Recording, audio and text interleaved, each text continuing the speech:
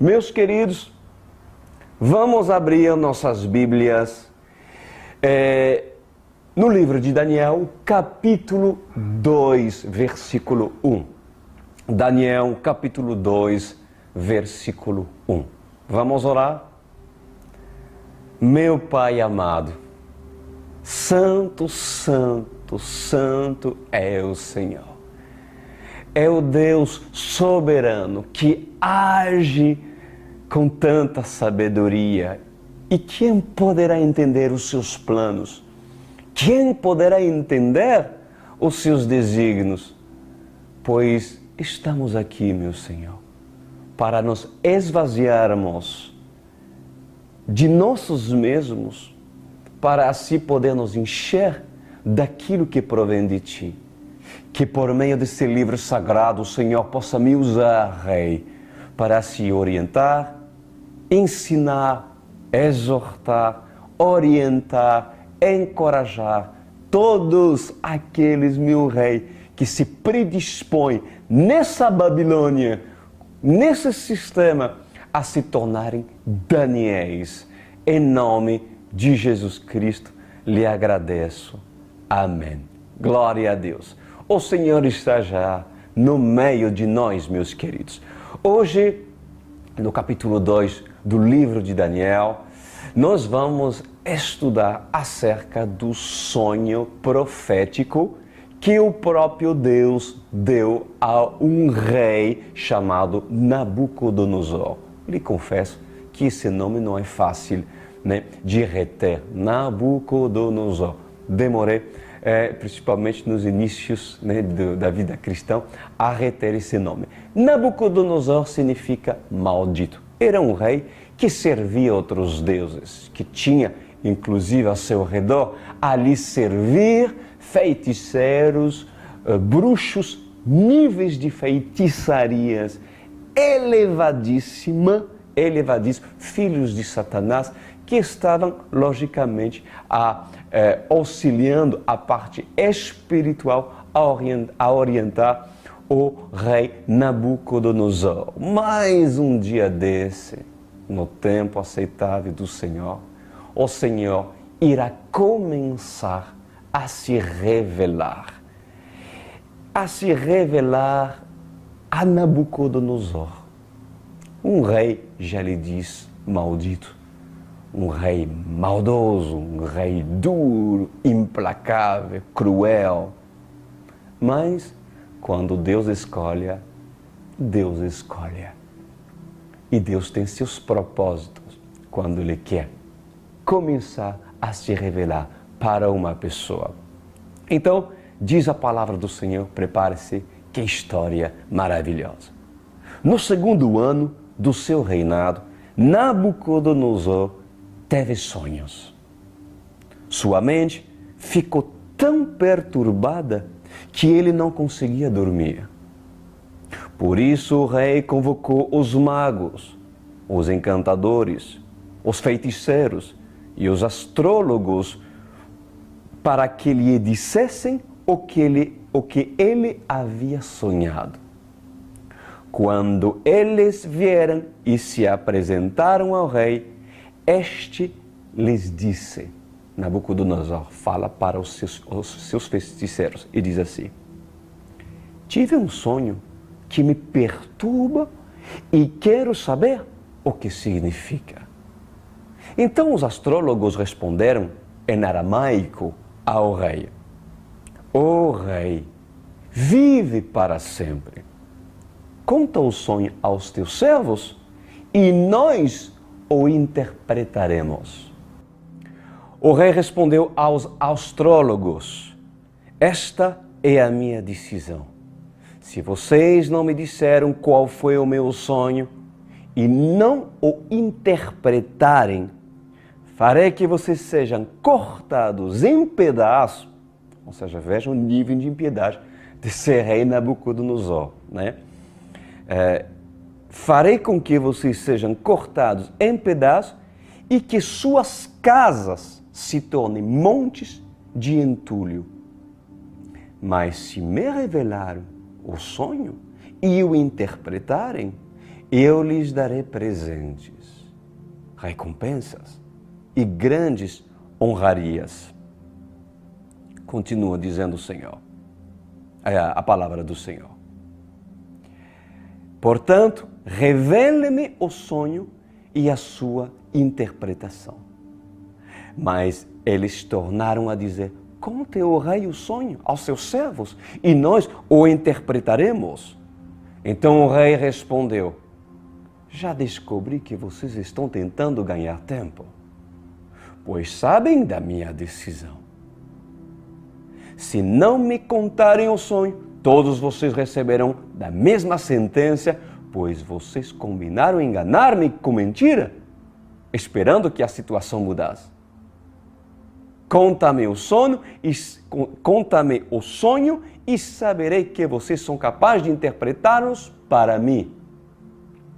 Os astrólogos responderam ao rei, não há homem na terra que possa fazer o que o rei está pedindo. Nenhum rei, por maior e mais poderoso que tenha sido, chegou a pedir uma coisa dessa a nenhum mago, encantador ou astrólogo. Bom, vamos lá, meus queridos, vamos falar sobre esse tema maravilhoso. Deus se revelando a Nabucodonosor. Pois bem, amada igreja, o Todo-Poderoso decidiu agir para o cumprimento dos seus desígnios. Há um propósito, obviamente, há um propósito de Deus querer se revelar a esse homem poderoso, não todo-poderoso, mas esse homem poderoso na terra. Agora vocês podem alegar, mas pastor, que proceder do Senhor foi esse? Se revelar, dar um sonho profético, que revela, inclusive, nós vamos ver as revelações do fim dos tempos. Como assim? Por que Deus teria feito isso? Nós vamos entender. Então, a partir desse capítulo, amados, se inicia o início do tratamento. Anota isso, o início do tratamento de Nabucodonosor pela mão poderosa do Senhor. Lembra que o próprio Senhor revelou seu poder, deu chance ao faraó. Em tempos de Moisés, deu chance para esse, inclusive, se converter e ver o poder que o Senhor tinha. Revelou-se o Senhor como Deus Sabaó, o Deus da guerra, o Deus que não brinca e vai batalhar e assim enfrentem os deuses falsos dos feiticeiros da época. E ali se repete. O Senhor se revela novamente para, no caso, Nabucodonosor, para se mostrar-se forte e mostrar quem ele é. Então o Senhor lhe deu um sonho profético, uma noite dessa, para Nabucodonosor, um sonho que inclusive o conturbou, o perturbou, porque quando Deus fala, meus amados, é muito forte. Quando Deus fala, é inconfundível. E eu quero dizer, quando Deus fala, para quem não serve. Então, havia um propósito de conturbar, de apavorar esse rei, inclusive maldito. Esse rei Nabucodonosor, né? Então, esse sonho cujo o Senhor deu, né, foi um sonho que contribuiu de tal maneira que chamou os seus magos, Nabucodonosor, chamou também os bruxos, para quê? Para desafiá-lo a fim de que eles descobrem o assunto também e a sua interpretação. Porque Nabucodonosor, ele queria desafiar os seus feiticeiros. Espera aí, alguma coisa aconteceu comigo. Então eu quero saber se os deuses cujo até o dia de hoje eu estou servindo seriam capazes de me dar entendimento sobre aquilo que aconteceu. Mais ou menos assim. E Nabucodonosor decidiu desafiar a sua própria casa, os deuses, cujo inclusive ele servia. Né?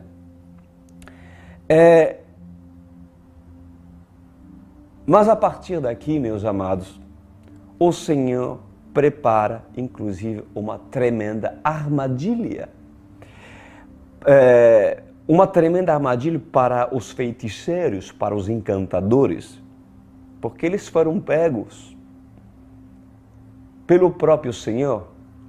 Por quê? Porque Satanás, amados, ele pode dar sonhos para seus filhos. Pode Satanás dar sonhos daquilo que ele deseja fazer e se predispõe a fazer em dias vindouros? Pode sim. Há pessoas, né, que têm sonhos e de repente se dão conta que alguma semana depois esses sonhos aconteceram. Só que, como não têm entendimento, atribuem esse poder ao Deus, que eles pensam que é o próprio Deus. Mas se esses não têm o Espírito Santo, se esses não servem a Deus de verdade, pois Satanás tem totalmente poder de influenciar em sonho profundo que lhe serve ainda para se mostrar aquilo que ele deseja fazer em dias vindouros. E acontece. Mas cuidado, não é porque há sonhos cujo acontece, Pastor Cris, eu tenho um dom e já desde pequenininho que quando sonho acontece. Pois alto lá, cuidado, porque até os feiticeiros entendem que é possível que isso aconteça. Porém, havia um porém, porque quem deu esse sonho, dessa vez, não foi Satanás, foi o próprio Deus, que deu o sonho a Nabucodonosor para o cumprimento dos desígnios do Senhor. Então, Satanás, ele pode sim dar sonhos. Dar sonhos. Ele pode tanto, inclusive, e isso aprende isso, porque isso é importante, ele pode se revelar em sonhos a fim de alimentar a carne do homem, não o espírito. Alimentar a carne com sonhos impuros, alimentando a ira, alimentando a inveja, e o Satanás trabalhar em sonho, dando ilustrações, criando história, para se induzir o homem ainda a se afastar mais. Ele pode dar sonhos, Satanás, também com pesadelos, a fim de maltratar aqueles que estão debaixo do seu jugo. Pesadelos.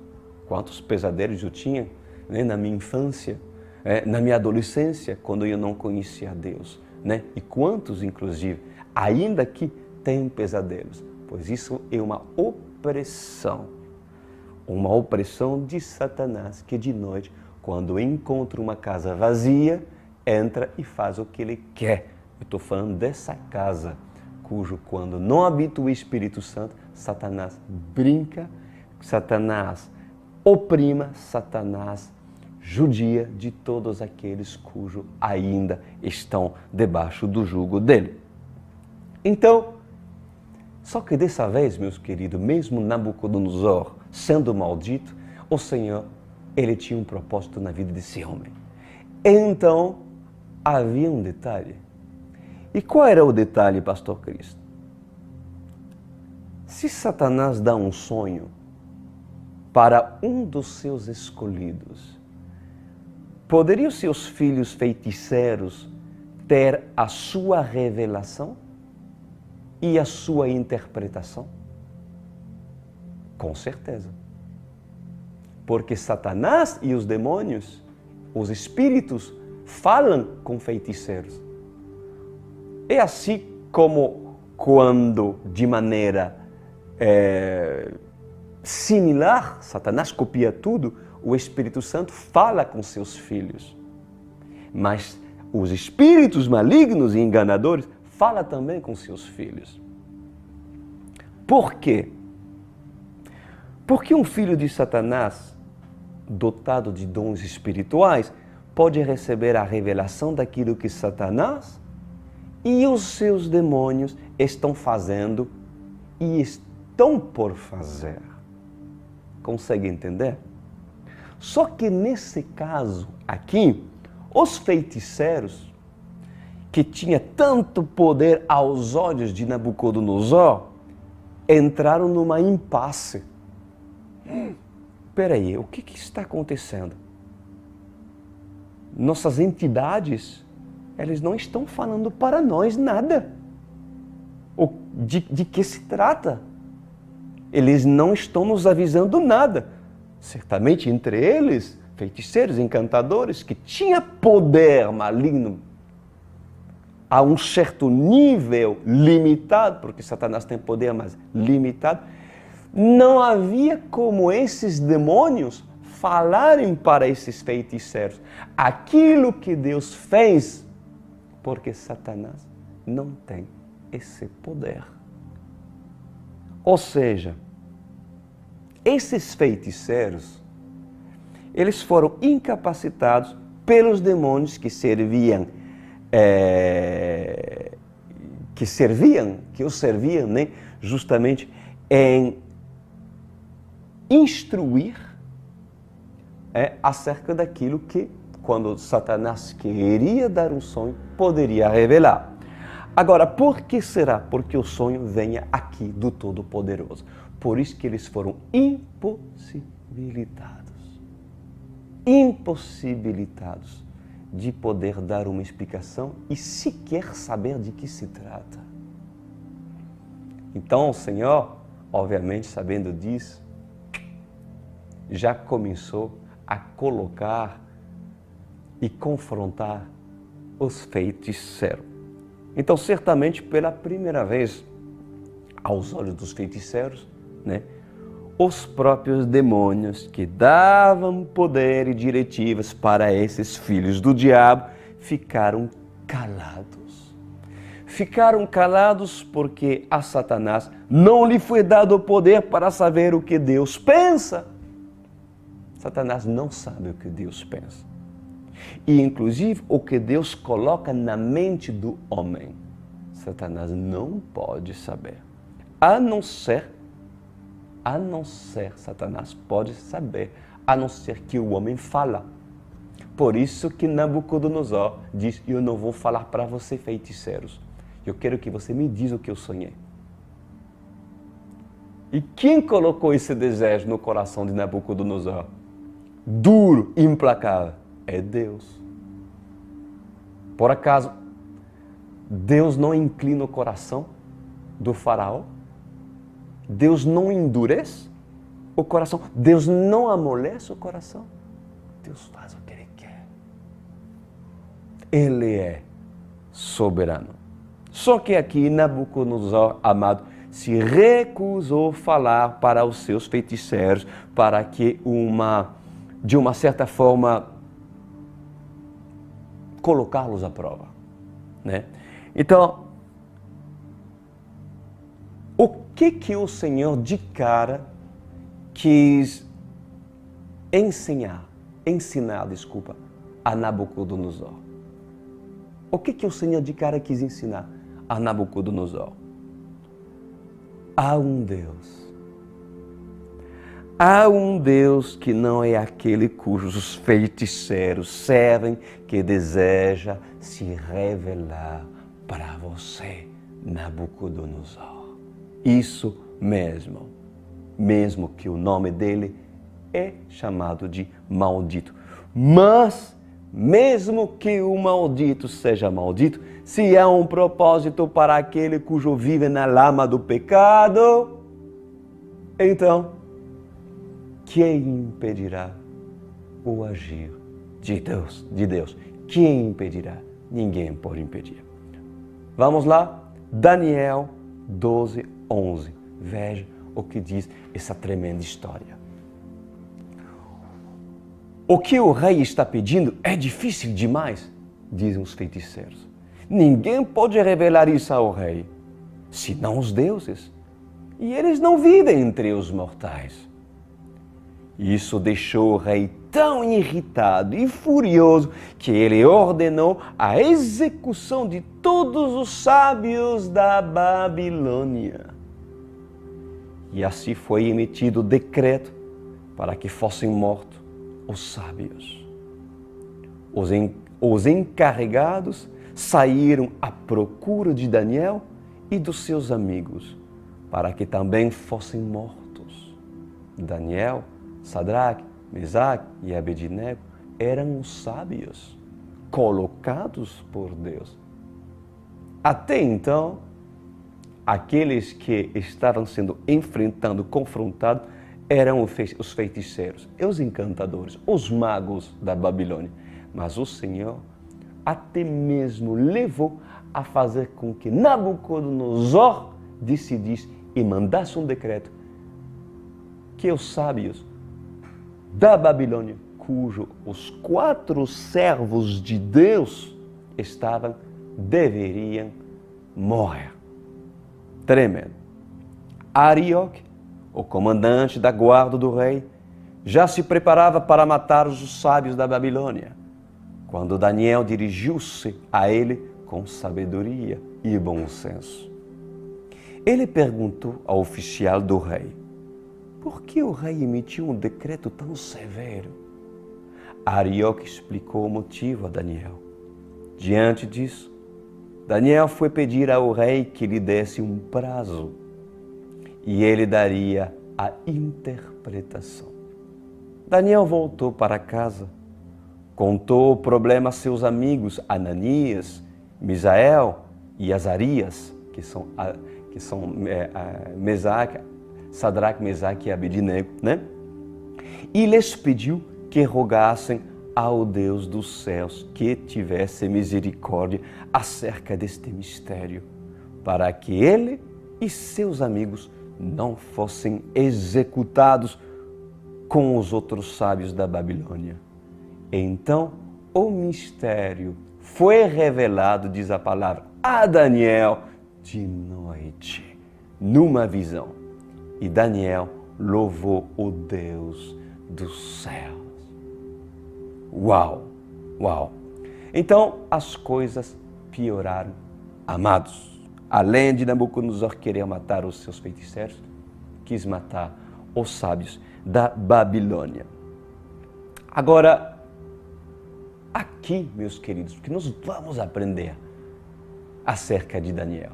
Tu deve querer ser um Daniel.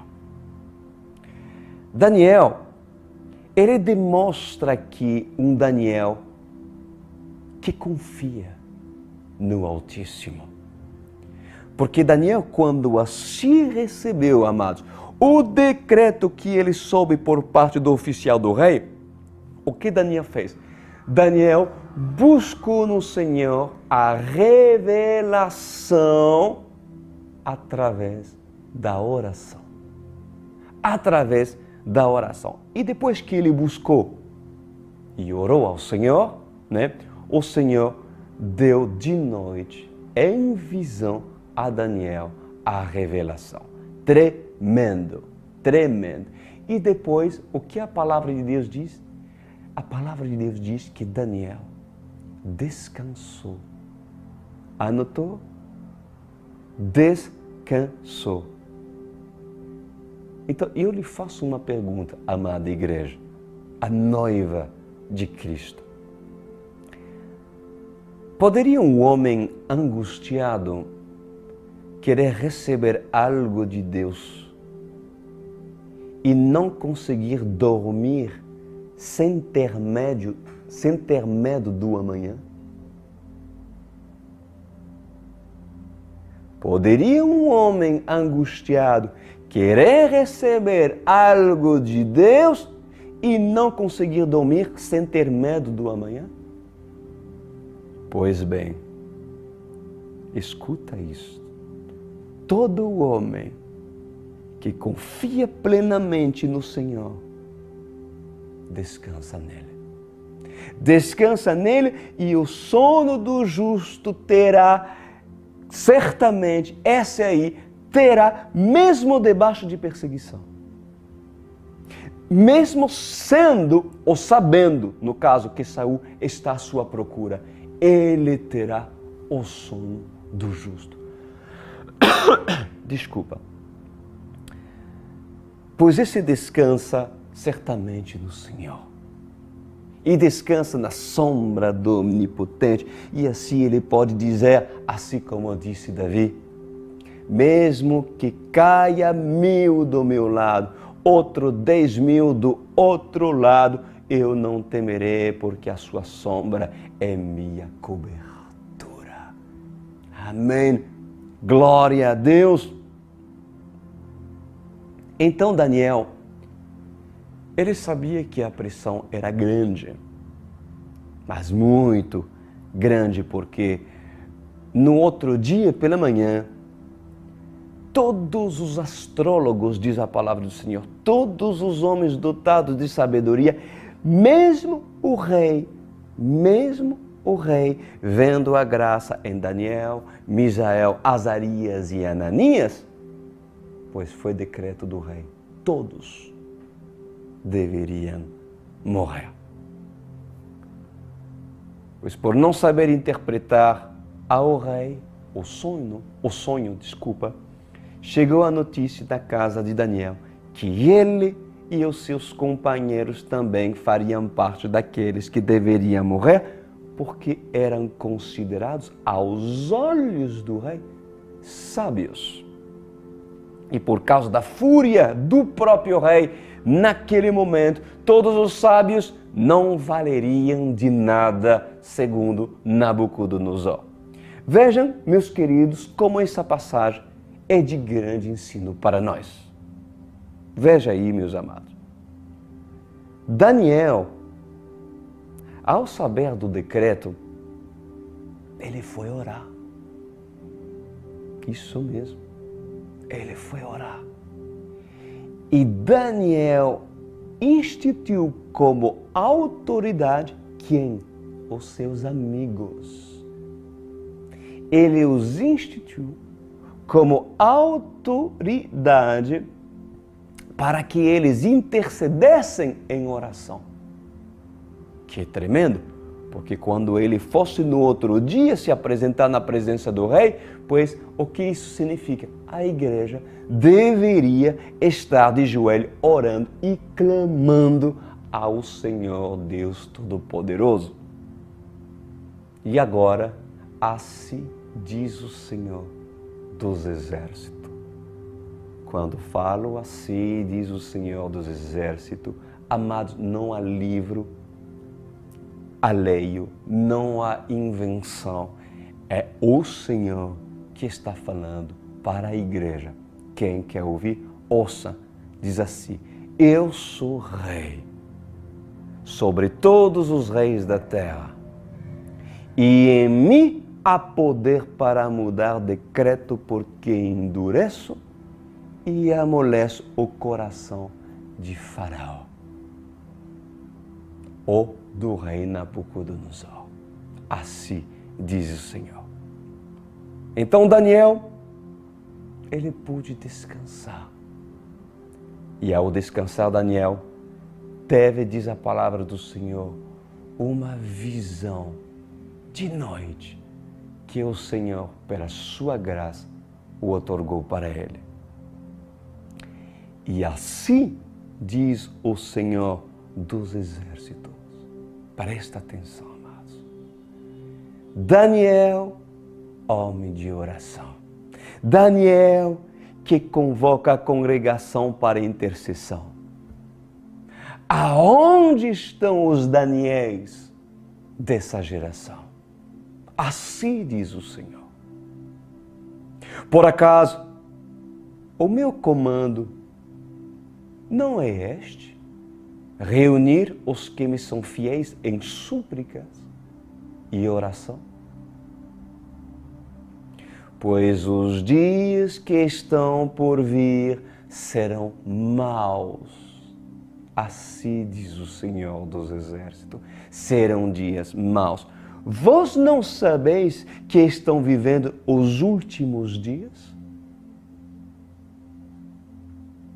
Pois assim eu, Senhor, declarei a Daniel coisas que viriam e há de vir para os tempos de vocês, os tempos das testemunhas. Assim diz o Senhor dos Exércitos. Daniel 2:27. Olha que diz, prepara-se porque é forte. Daniel respondeu, na Bíblia, tá? Nenhum sábio, encantador, mago ou adivinho é capaz de revelar ao rei o mistério sobre o qual ele perguntou. Mas existe um Deus nos céus que revela os mistérios. Que coisa linda! Ele mostrou ao rei Nabucodonosor o que acontecerá nos últimos dias. O sonho e as visões que passaram por sua mente quando estavas deitado foram as seguintes. Quando estava deitado, ó rei, tua mente se voltou para as coisas futuras, e aquele que revela os mistérios te mostrou o que vai acontecer. Quanto a mim, esse mistério não me foi revelado porque eu tenho mais sabedoria do que os outros homens, mas para que tu, ó rei, saibas as interpretações e entenda o que passou pela sua mente. Tu olhaste, ó rei, de diante de ti estava uma grande estátua. Uma estátua enorme, impressionante, e a sua aparência era terrível.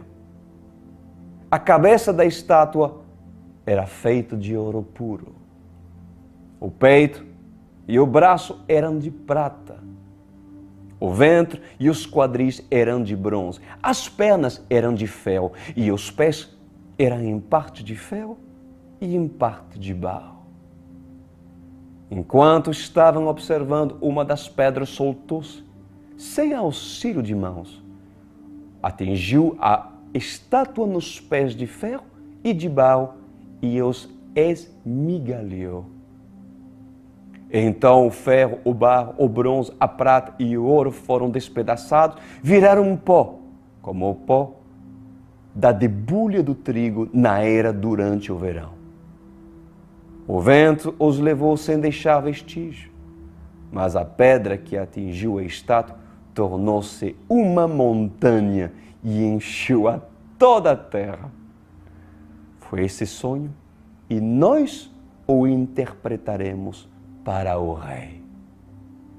Uau, uau! Eu vou pedir agora ao Glauco de colocar essa imagem. Presta atenção agora, porque eu vou estar agora profetizando por parte do Senhor que irá nos dar interpretação daquilo que Deus, em tempos de Daniel, deu para Daniel a saber e, inclusive, hoje vocês vão entender a sua revelação. Tudo isso tem a ver e está vinculado com o livro de Apocalipse, cujo o próximo livro será Apocalipse. Então, Glauco já colocou essa imagem. Presta atenção, igreja, e procura me seguir. Olha só. Assim diz o Senhor dos Exércitos. Essa estátua que Daniel apresentou, que era o sonho de Nabucodonosor, representava o governo terreno que vai se fragilizando e enfraquecendo até ser totalmente destruído e substituído por um governo e um poder que não tem fim, representado pela grande pedra. Como diz, inclusive, o livro de Efésios, capítulo 2, versículo 20, a pedra angular, porque o fim desse sonho profético dado a Nabucodonosor, ela termina com a estátua sendo derrubada por uma pedra. E quem era essa pedra? Era Jesus. É a pedra angular que derruba todos os reinos. Mas vamos lá, assim diz o Senhor. Pois é essa pedra que destrói as estátuas. É essa pedra que esmiuça as estátuas, que derruba os ídolos no acampamento dos filisteus. Pois é essa pedra que faz cair aquele que se julgam ser grande e poderosos, e se tornam como palha seca levado ao vento. O ouro representa a riqueza, pois os reinos da terra são abastecidos pela riqueza. A cabeça representa o conhecimento, o domínio que o homem tem sobre os reinos. É a representação do poder e de todo o império do homem. E naquela época, para aquela situação, era representado o império babilônico como poderoso. O peito da estátua e os braços de prata, como vocês estão vendo nessa imagem, amada igreja, o peito da estátua e os braços de prata representam o outro império que haveria de vir. O império Medo-Persa, impedido a se manter firme e forte, inclusive, por um longo período por outros reinos que haveriam de vir devido à sua fragilidade. Então, assim diz o Senhor dos Exércitos, o grande rei Dário unificou a fragilidade do Império Medo-Persa com duas partes que eram a Média, a antiga Mesopotâmia e a Persa, isso mesmo, representados pelos dois braços que também eram símbolos de força daquele povo. Os dois braços são também representação de dois canais, dois rios, pois a região era banhada pelo rio Tigre e o rio Eufrates. Isso mesmo, que fazem parte do chamado crescente fértil, cujas suas nascentes vinham do sul das montanhas. Assim diz o Senhor dos Exércitos. O peito representa um período de tolerância. Um período de tolerância e de sensibilidade para com o povo de Deus. Quando durante esse império foi permitida a reconstrução de Jerusalém e do templo. Porque está escrito, inclusive, no livro de Neemias, capítulo 1, versículo 2. A cintura. O que representa a cintura? Assim diz o Senhor dos Exércitos. A cintura e também as coxas de bronze significa outro império que veio após, o Império Grego-Romano. Isso é história, amados. Alexandre o Grande. Alexandre o Grande foi o maior imperador que a Grécia já teve, marcando um auge de um domínio que teve a sua dinastia destruída pelas suas ambições. Pois Alexandre o Grande foi imprudente em querer desafiar o Império Turco e conquistar além das suas vastas fronteiras. Agora, a cintura de Alexandre representa o quê? Representa, assim diz o Senhor, a promiscuidade dos gregos e também a sua arrogância. E o bronze representa a sua inteligência em construir armas poderosas e fatais de guerra com um metal reluzente. Sim, o bronze. As pernas de ferro representam o quê? As pernas de ferro, assim diz o Senhor, representam o Império Romano. O ferro representa a dureza desse império e a violência pelas suas conquistas. As duas pernas simbolizam a divisão do império. Vocês estão vendo isso? As duas pernas estão seguindo? Representa e simboliza a divisão do império, ou seja, o Oriente do Ocidente. Os pés de ferros misturados com barro simbolizam as nações modernas, fortes e também frágeis, que se tornaram aliadas e submissas devido às suas fraquezas. Quando uma nação forte precisa de um aliado, assim diz o Senhor, ela se alia com nações fracas que são submissas à sua ordem. E assim, as nações fracas prestam tributos a essas nações fortes.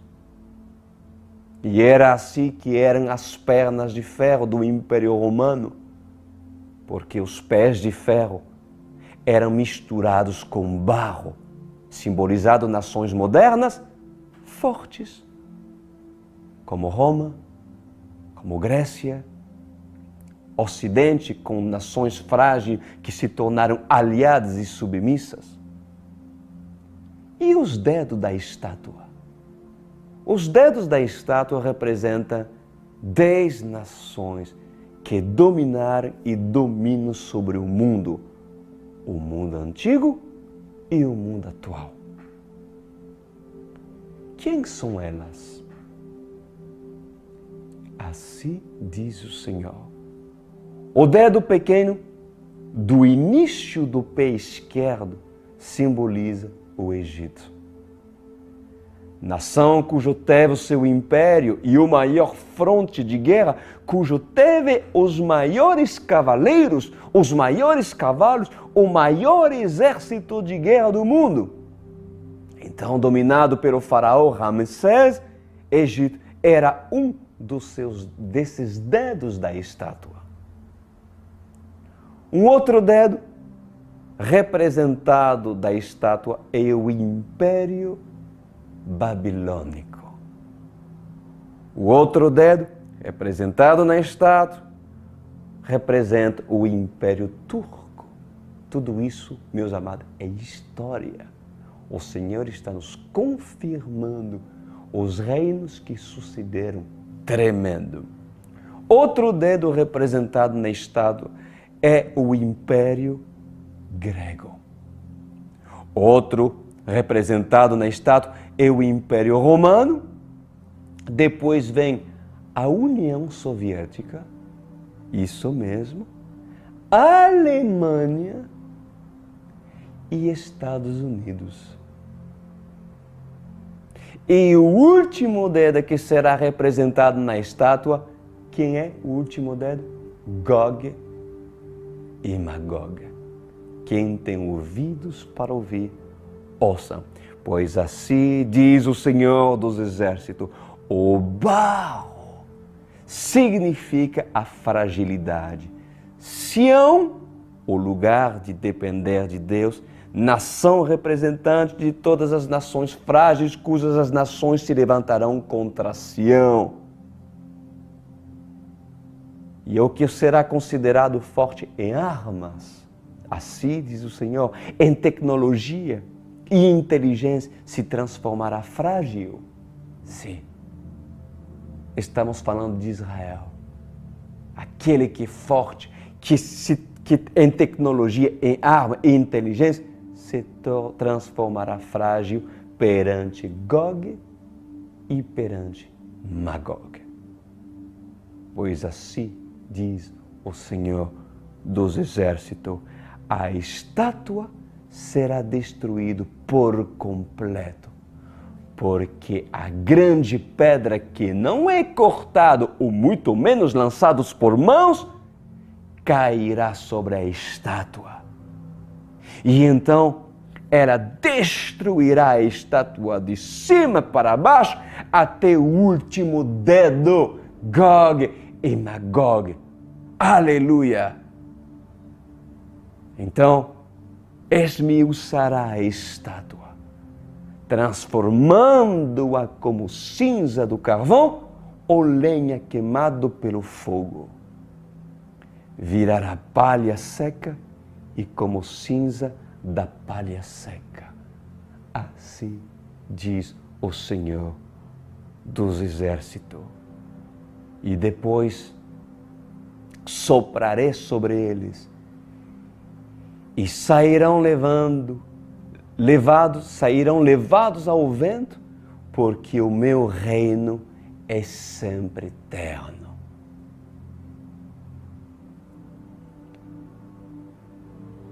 Olhem para mim agora, meus amados. Assim diz o Senhor dos Exércitos.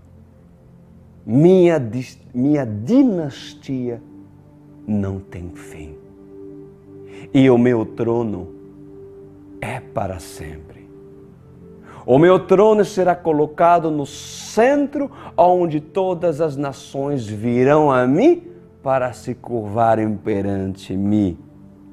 Entre todos os reis, eu sou o Rei dos Reis. Entre todas as nações, o meu reinado domina sobre todas elas. E o meu reinado é para sempre. Nem a luz, nem a escuridão, nem o dia, nem a noite, nem o universo, nada se compara à grandeza do meu reino, porque o meu reino dure para sempre. Assim diz o Senhor dos Exércitos. Uau! Amada igreja, se você se interessa sobre assuntos históricos, eis aqui a história. Se você se interessa em assunto daquilo que haverá de vir, eis aqui a revelação. Não por homens, mas porque o Senhor, quando revela um mistério, apenas a sua revelação deve vir dele e não deve ter outro interpretador, seja teólogo ou seja sábios deste mundo. Há uma só interpretação, aquele cujo é dada pelo interpretador, aquele cujo é dado por aquele que dá o sonho e que dá a visão para Daniel. Feche os seus olhos, nós vamos orar. Meu Pai amado, como é profunda, como é maravilhosa, porque não é de livros que foi extraído essa revelação. O único a ser extraído naquilo que foi falado e colocado aqui é a imagem feita por homem, representando aquilo que Nabucodonosor teve quando o Senhor decidiu dar o sonho. Ah, Senhor,